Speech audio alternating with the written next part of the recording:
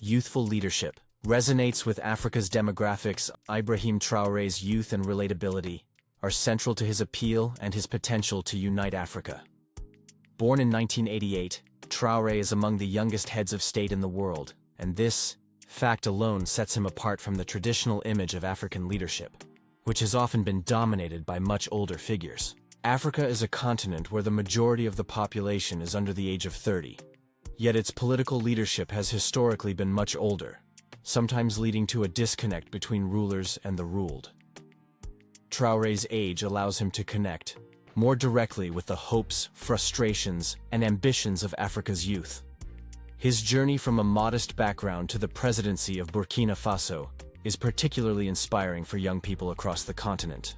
Traoré's story is not one of privilege or inherited power, but of academic achievement, military service, and frontline experience in the fight against insurgency. This path resonates with many young Africans who see in him a reflection of their own struggles and dreams for a better future.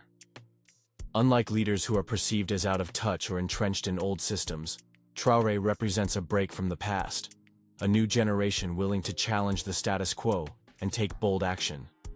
Moreover, Traoré's leadership style is marked by a sense of urgency and authenticity that appeals to young people. He is seen as someone who understands the realities on the ground, who has faced the same dangers and hardships as ordinary citizens, and who is willing to take risks to bring about meaningful change. This relatability is crucial in a continent where youth unemployment, lack of opportunities, and political marginalization are persistent issues. By embodying the aspirations of Africa's youth, Traoré not only inspires hope, but also mobilizes a powerful demographic force that is essential for any movement toward continental unity. Symbol of anti-imperialism and sovereignty, Ibrahim Traoré has emerged as a powerful symbol of anti-imperialism and sovereignty in contemporary Africa. His unapologetic stance against Western, especially French, influence in Burkina Faso and the wider Sahel region has struck a profound chord with millions across the continent.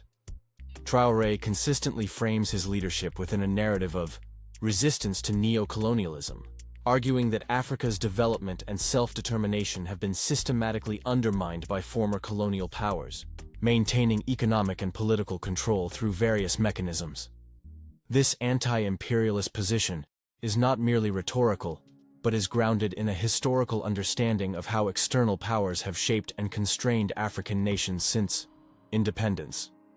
Traoré frequently references the legacy of Thomas Sankara, Burkina Faso's revolutionary leader who was assassinated in 1987, drawing parallels between Sankara's anti-colonial struggle and contemporary challenges.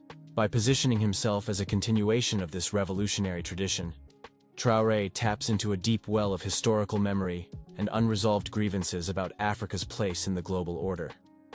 What makes Traoré's anti-imperialist stance particularly resonant is its directness and lack of diplomatic equivocation. In international forums and domestic speeches alike, he names what he perceives as the perpetrators of Africa's continued subjugation and calls for a complete break from systems of dependency. This clarity of message appeals to many Africans who have grown weary of leaders who they perceive as compromised by or complicit with foreign interests. In a continent where sovereignty has often been more theoretical than practical, Traoré's defiant assertion of Burkina Faso's right to determine its own destiny without external interference represents a powerful vision of what a truly independent Africa might look like. Concrete actions for independence. What distinguishes Ibrahim Traoré from many other leaders who espouse anti-imperialist rhetoric is his willingness to take concrete, often controversial actions to assert Burkina Faso's independence.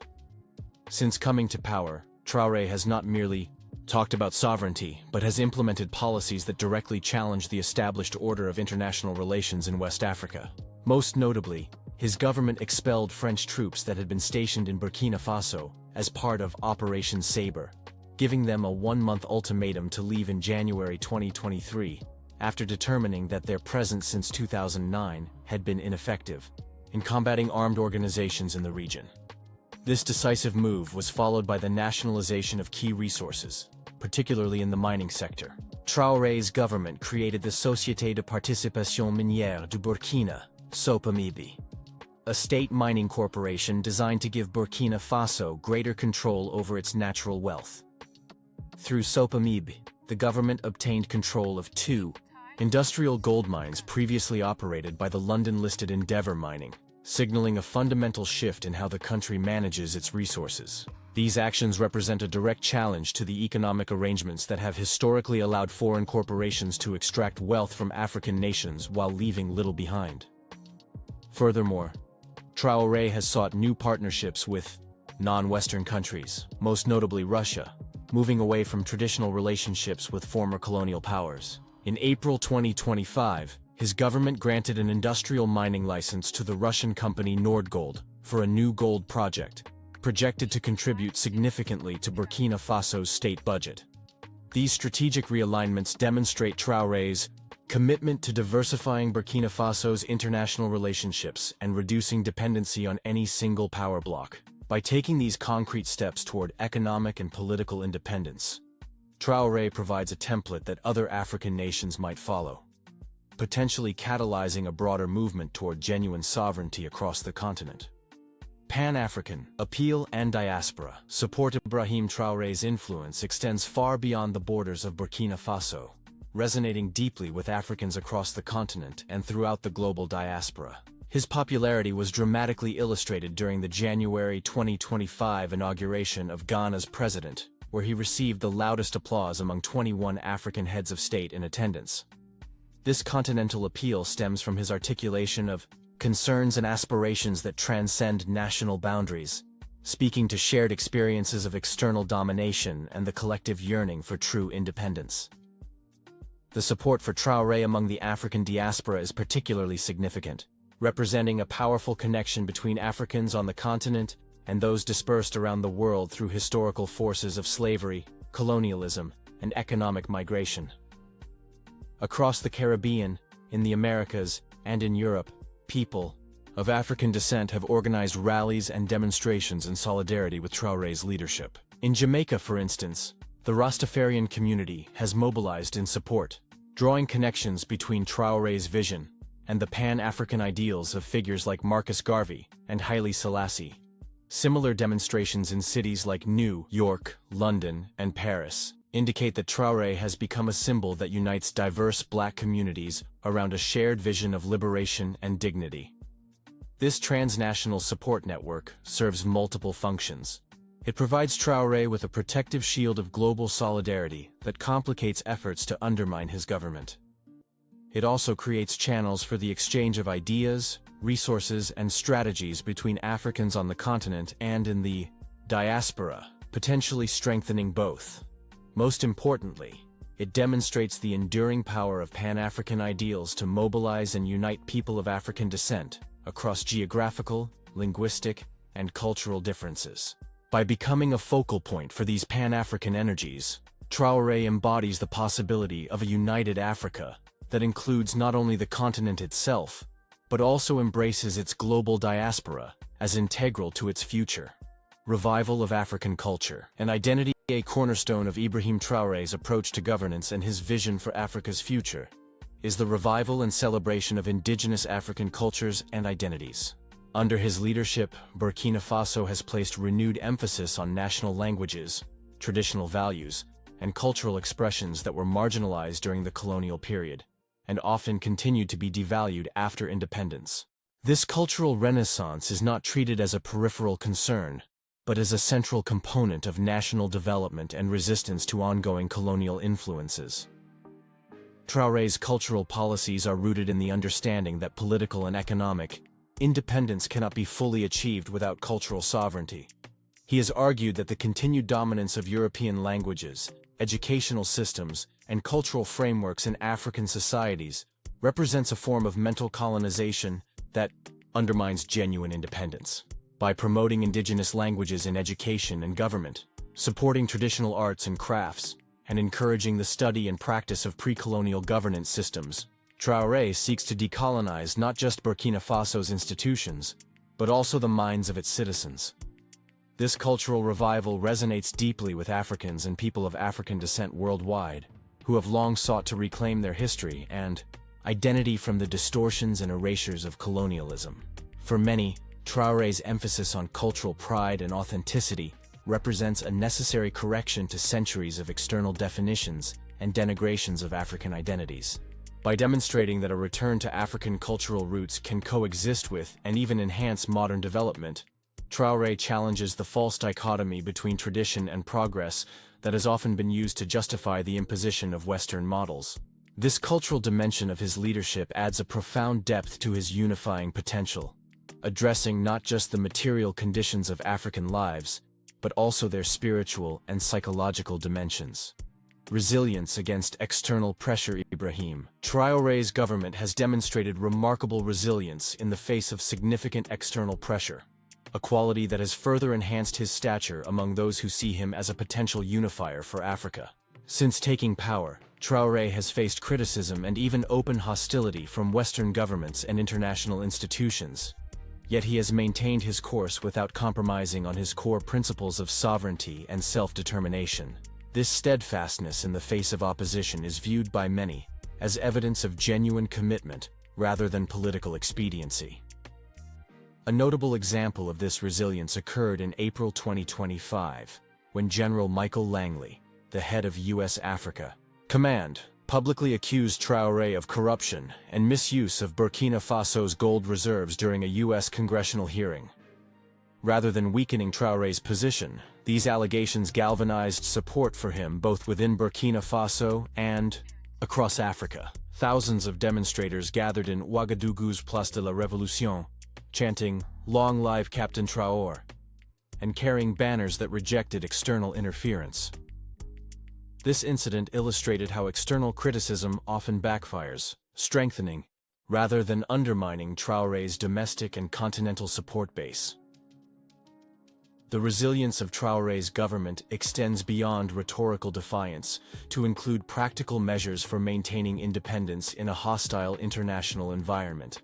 His administration has diversified economic partnerships, strengthened domestic security forces, and built regional alliances that reduce vulnerability to pressure from any single external power. This demonstrated ability to withstand opposition and continue pursuing an independent path, despite obstacles, is particularly inspiring in a continent where many governments have been forced to abandon progressive policies due to external pressure. For those who dream of a united Africa capable of asserting its interests on the global stage, Traoré's resilience provides a model of how African nations might collectively resist efforts to divide and control them. Alliance building for regional unity. Ibrahim Traoré has demonstrated a sophisticated understanding of the importance of regional cooperation and alliance building as foundations for broader African unity. His leadership in the formation of the Alliance of Sahel States, AES, with Mali and Niger represents a concrete step toward regional integration based on shared security concerns, economic interests, and a common vision of sovereignty. This confederation, committed to African-led solutions for security and development, stands as a practical example of how neighboring states with similar challenges can pool resources and coordinate policies to enhance their collective effectiveness. The AES is particularly significant because it emerged outside the framework of traditional regional organizations like ECOWAS, Economic Community of West African States, which Traoré and his allies have criticized for being unduly influenced by external powers, particularly France. By creating an alternative structure for regional cooperation, Traoré challenges the existing architecture of African integration and suggests new possibilities for collaboration based on genuine independence and mutual respect. This approach to alliance building is not merely reactive or defensive but proactive and strategic, aimed at creating new spaces for African agency. Beyond formal alliances, Traoré has cultivated relationships with like-minded leaders across Africa, creating informal networks of solidarity and support. His appearances at events like the Russia-Africa Economic and Humanitarian Forum in July 2023 demonstrate his commitment to positioning Burkina Faso within a broader community of nations seeking alternatives to Western-dominated international systems. This multifaceted approach to alliance building, operating at bilateral, regional, and continental levels, reflects a nuanced understanding of how unity must be constructed from the ground up, beginning with concrete partnerships around shared interests and gradually expanding to encompass larger visions of Pan-African solidarity. As such, Traoré's alliance-building efforts provide a potential roadmap for how a united Africa might emerge not through grand declarations, but through the patient work of creating functional relationships between states and peoples. Economic nationalism and resource control. A defining feature of Ibrahim Traoré's governance approach is his commitment to economic nationalism and the assertion of state control over Burkina Faso's natural resources. This stance represents a direct challenge to the neoliberal economic models that have dominated African development strategies in recent decades, often at the behest of international financial institutions and former colonial powers. Traoré has argued that true independence cannot be achieved while a nation's wealth is primarily extracted and controlled by foreign corporations and investors, leaving little benefit for local populations. The centerpiece of Traoré's economic nationalism has been the reform of Burkina Faso's mining sector, particularly regarding gold, which is the country's most valuable export. His government changed mining legislation to create the Société de Participation Minière du Burkina, SOPAMIB, a state mining corporation designed to give Burkina Faso greater control over its mineral wealth. Through SOPAMIB, the government has taken control of industrial gold mines previously operated by foreign companies and has negotiated new agreements that ensure a larger share of revenue remains within the country. These moves are projected to contribute billions of CFA francs to Burkina Faso's state budget and mineral wealth fund, potentially transforming the nation's fiscal capacity. This approach to resource governance resonates with many across Africa, who have witnessed the paradox of resource-rich nations remaining impoverished, while foreign companies extract enormous profits. By demonstrating that it is possible for an African state to assert control over its resources and redirect the benefits toward national development, Traoré provides a model that challenges the prevailing economic order. His economic nationalism speaks to a widespread desire for African nations to break free from cycles of dependency and exploitation, using their natural wealth to fund their own development priorities rather than enriching external actors. This vision of economic self-determination is a powerful component of Traoré's potential to unite Africa around a shared aspiration for genuine economic independence. Inspiration from revolutionary icons. Ibrahim Traoré's leadership is deeply rooted in the legacy of revolutionary African icons, particularly Thomas Sankara, Burkina Faso's former leader, who was assassinated in 1987. Traoré consciously evokes Sankara's memory and continues his revolutionary project, drawing inspiration from his policies of self-reliance, anti-imperialism, and social transformation. This connection to Sankara is not merely symbolic but substantive, with Traoré implementing policies that echo Sankara's vision for a dignified, independent Burkina Faso that prioritizes the needs of its people over external interests.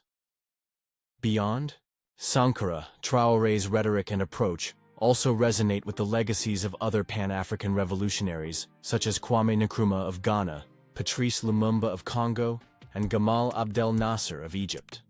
These figures, despite their differences, shared a commitment to African unity, sovereignty, and resistance to neo-colonialism that Traoré has embraced and adapted for the contemporary context. By positioning himself within this revolutionary tradition, Traoré taps into a rich historical narrative that continues to inspire millions across Africa and its diaspora. The power of this connection to revolutionary icons lies in its ability to link present struggles with historical movements for liberation, creating a sense of continuity and purpose that transcends immediate circumstances.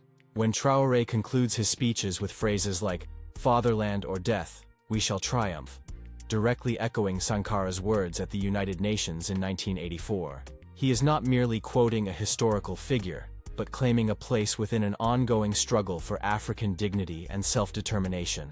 This historical consciousness resonates deeply with young Africans seeking to understand their place in a longer trajectory of resistance and transformation. By embodying the spirit of these revolutionary icons while addressing contemporary challenges, Traoré inspires a new generation to believe in the possibility of genuine liberation and unity, just as their predecessors did in earlier eras of African history.